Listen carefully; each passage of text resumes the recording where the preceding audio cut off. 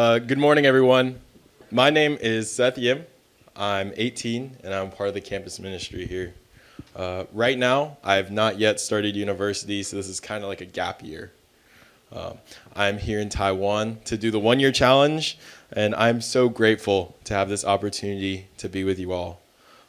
As you know, today our topic is, what are you looking at? And I believe what we are looking at is sometimes our failures. First, I'm going to give you a little bit of backstory. I grew up in Roswell, Georgia, which is a city above Atlanta. My home church is called the Northview Church, and like a lot of you, I've been around the church since I was born. Growing up in the church, I always felt like I needed to be a good kid. Ever since I was young, people would tell me a ton of good things, like, you're such a good kid.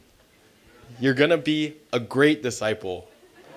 And you can do such amazing things. And I became fueled by this admiration. But when I did something bad or I messed up, I was told, you need to be a better example. Other people look up to you, and you should know better.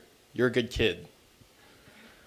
Unknowingly, this put a pressure on me to feel like I always need to be great. I felt like if I didn't do the right things, adults would always tell me that they're a little disappointed in me, and I would feel like a failure. All of it kind of inadvertently created a fear of failure in my life.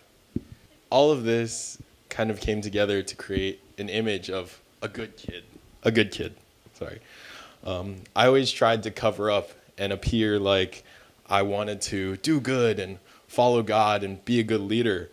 But I never really wanted it. I felt like so many people expected it from me. And if I didn't do it, I would let them all down.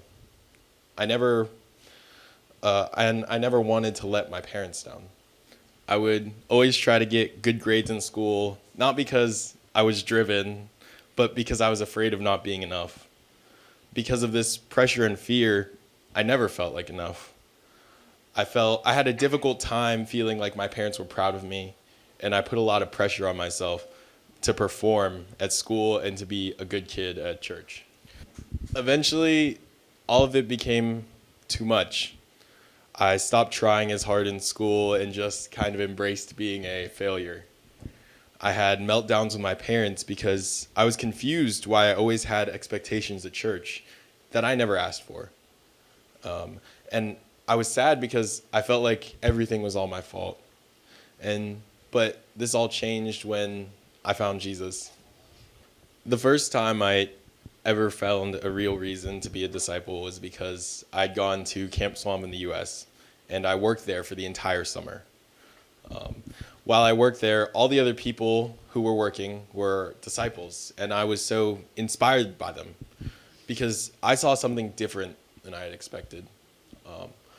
I saw a lot of people who did not get lost in their mistakes because they just wanted to serve Jesus.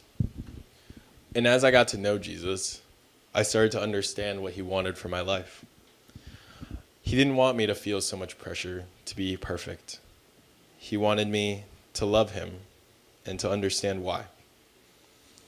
When I was able to just focus on loving Jesus, it made sense why I would want to serve others. When I was able to look at Jesus, I was able to learn how to accept my parents' love and build better relationships with them.